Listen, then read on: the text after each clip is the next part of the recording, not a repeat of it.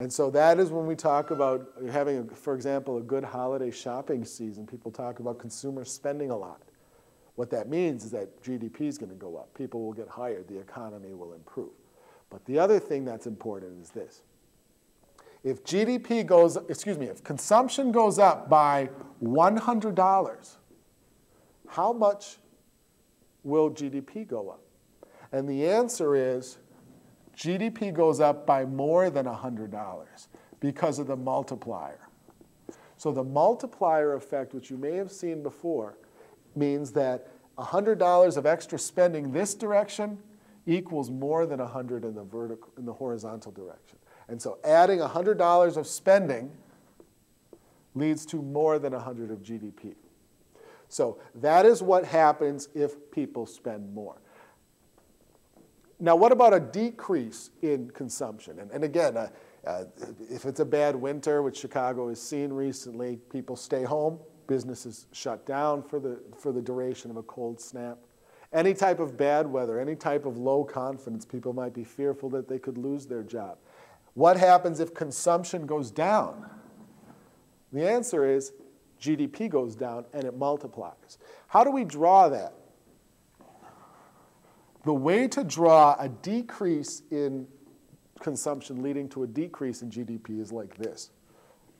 You simply shift the line down like this. And so as consumption drops, GDP drops. And so a lot of times about the 1st or 2nd of December, people talk about how the day after Thanksgiving, how Black Friday went.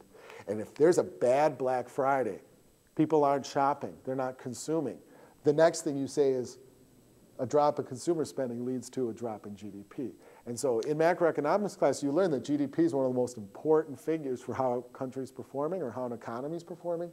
A bad time for consumers means GDP drops. All right, so just like an increase in spending can increase GDP, a drop in spending leads to a drop in GDP. So we shift the whole curve down. We look at the new crossing point, and we see that this new crossing point is at a lower GDP. So that's the idea of how consumer spending leads to it, to GDP. Now, if I were to add G and I, adding G and I simply shift the whole thing up. All right? We assume that government spending and investment do not depend on GDP. So what we do is we simply add some amount to every single level of consumption.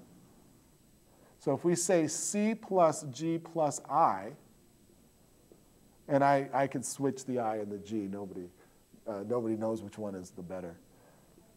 This means that at this point right here, it's the same idea. All we do is we add the same numbers to every point, and it just shifts the line up parallel. And everything that I've just said about the crossing point, etc., is true. And so I started talking about just consumption. If I add investment and government spending, nothing changes. Right? And the big thing about this is that when people talk about the economy in real life, they do talk about the government increasing spending to increase GDP. In 2009, there was a huge stimulus designed to increase GDP. And a lot of times people talk about investment. So a lot of politicians want pro-business, very business-friendly policies. That means that if you can get investment up, GDP grows. So you can debate that. The consumer is important. People talk about shopping. People also talk about which of these is more important. So some people have more pro-business ideology, and some people believe more in government intervention. They both shift the line up. This line works for both. So that is the graphical version of how you have a shift in AE leads to Y goes up or down. So more spending means more GDP. Less spending leads lower GDP.